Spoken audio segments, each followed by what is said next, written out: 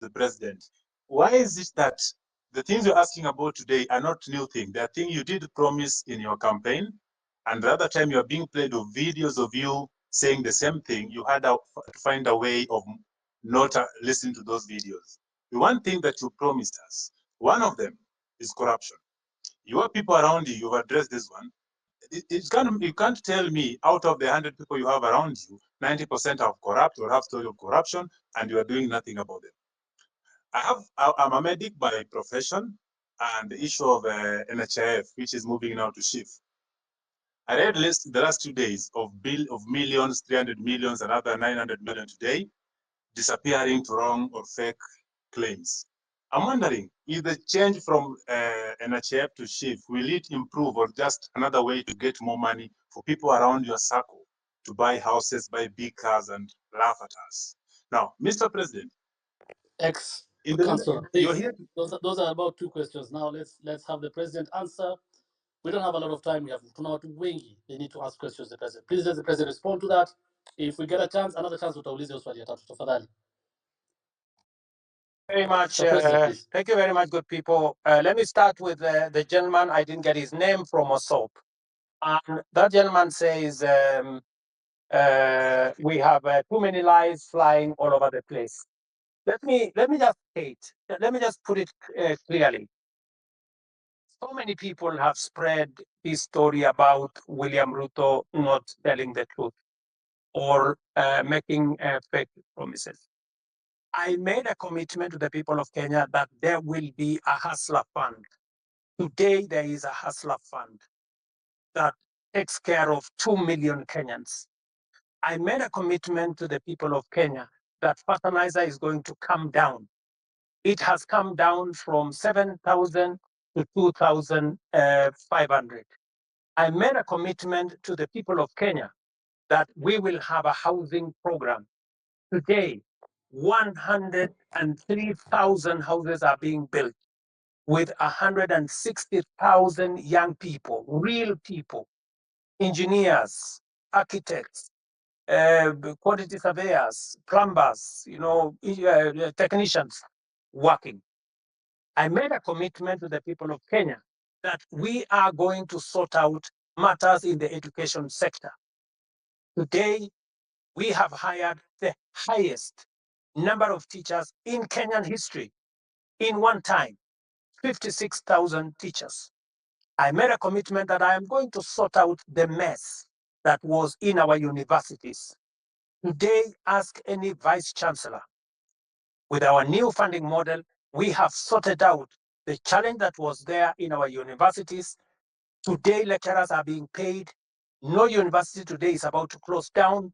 When I came into office, most universities were teetering on being closed because of debts. I made a commitment to the people of Kenya that I am going to implement universal health coverage. Today, as I talk to you, we have 100,000 community health promoters in every village in Kenya that I pay, that I have equipped to begin the journey towards universal health coverage. As I talk to you today, there are 4 pieces of legislation that we have implemented, or that we have enacted to actualize universal health coverage.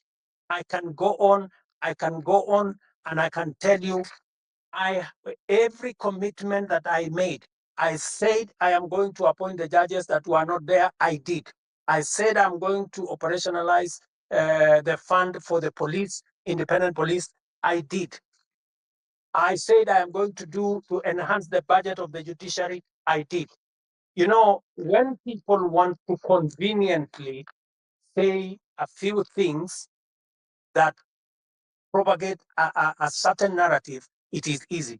But let me leave that there. Let me go back to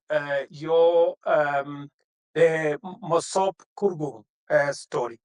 I want to tell you, my good brother, we have stalled roads in Kenya. In fact, the debt we have on roads is 910 billion. Because we rolled out a program that we didn't have money to do.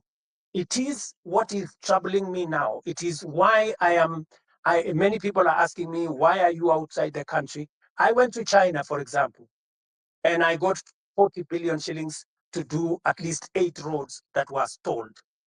I have come back from the US, and we have had a consultation, and we are getting money to be able to roll out some of our roads, courtesy of concessional funding from the World Bank.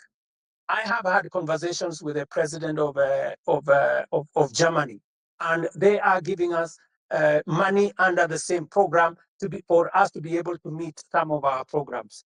I want to tell my good friend from OSOP that we are focused on these areas. These roads did not stall yesterday.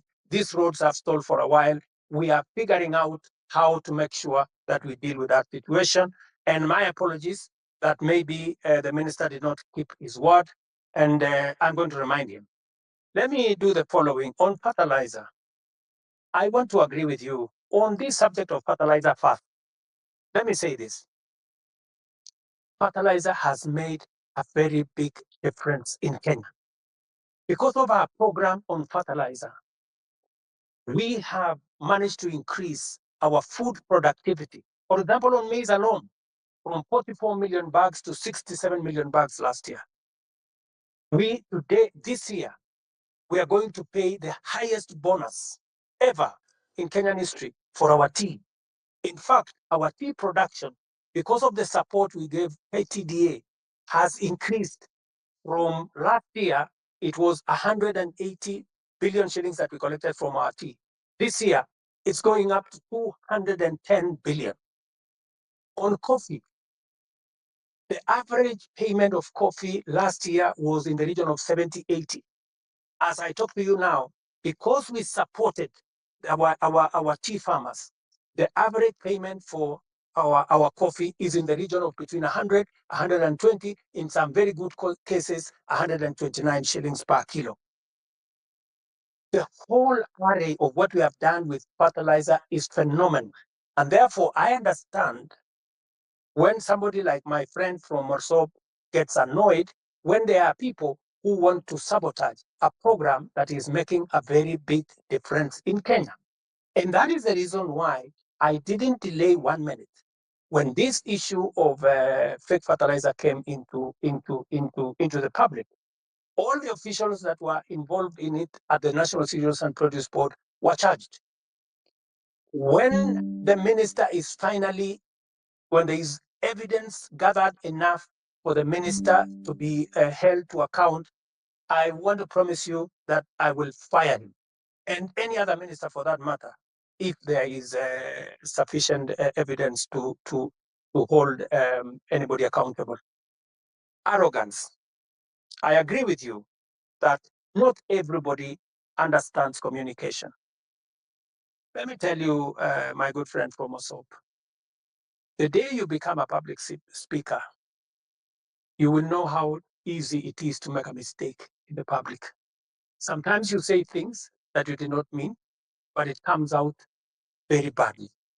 So, oh my God! I may not be your best, and I don't claim to be, but I'm the one you have. Son of soil,